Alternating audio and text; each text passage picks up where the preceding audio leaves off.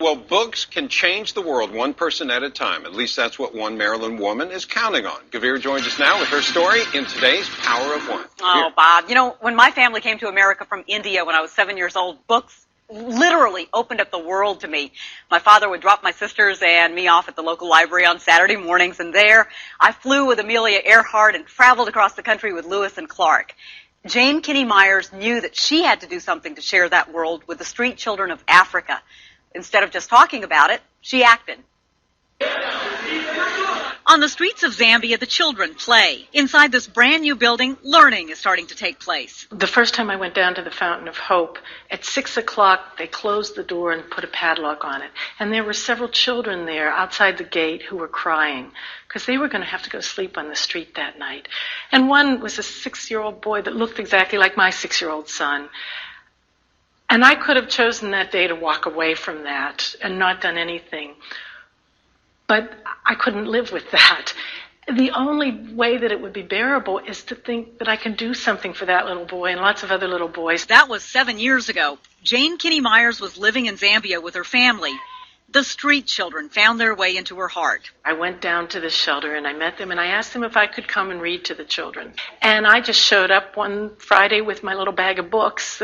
I had taken an awful lot of good children's books with me on this posting, and I just started to read to them. One day, a big shipment of books showed up from Great Britain. So we got an old shipping container, a 20-foot shipping container donated, and an architect friend fitted it out into a building. We put a rug down and got some shelves made, and we just put the books there. That was the beginning of what would eventually become the Lubuto Library Project. Fast forward a couple of years. Jane is back in Washington with her family, but thoughts of giving Zambia's most vulnerable children a permanent place to learn never leaves her mind. Our whole family was connected to those children, and you can't just fly away from that. You just can't come back and know that they're there and know that there's something you can do. What she did was set up a nonprofit to raise money for building a library. She launched book drives. Local students sorted through the books, and those books were shipped off to Africa. And in September, the first library opened in Lusaka. The most satisfying thing was opening the doors to the first library and just seeing the kids in ecstasy. Some of them reading together, reading with each other, teasing each other, sitting down and listening to a story. And some just, once they got the realization that this was there for them, that not only could they come in, which they're not allowed in most places, but this was their place. They were like sponges being dropped in water. They just swelled up with so much pride, and that is absolutely priceless. Lubuto is an African word signifying knowledge, enlightenment, and light. And Meyers says every experience in her life shone the way here. All of it seemed so strange, and then everything came together when it became clear that this is what I was put on earth to do.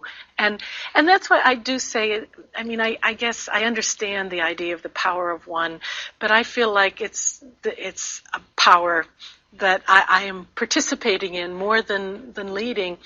If there's something that an individual does in that whole process, it's maybe just to say yes to it instead of saying, no, that's inconvenient.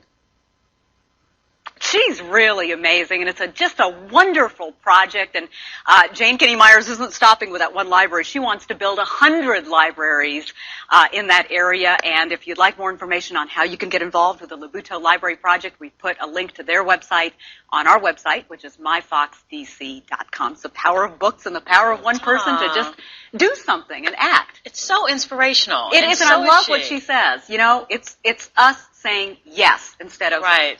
You know, maybe I don't have time. Right. Right. I don't have time. Nice woman. Yep. Thanks, Gurvir. Thanks, Gurvir.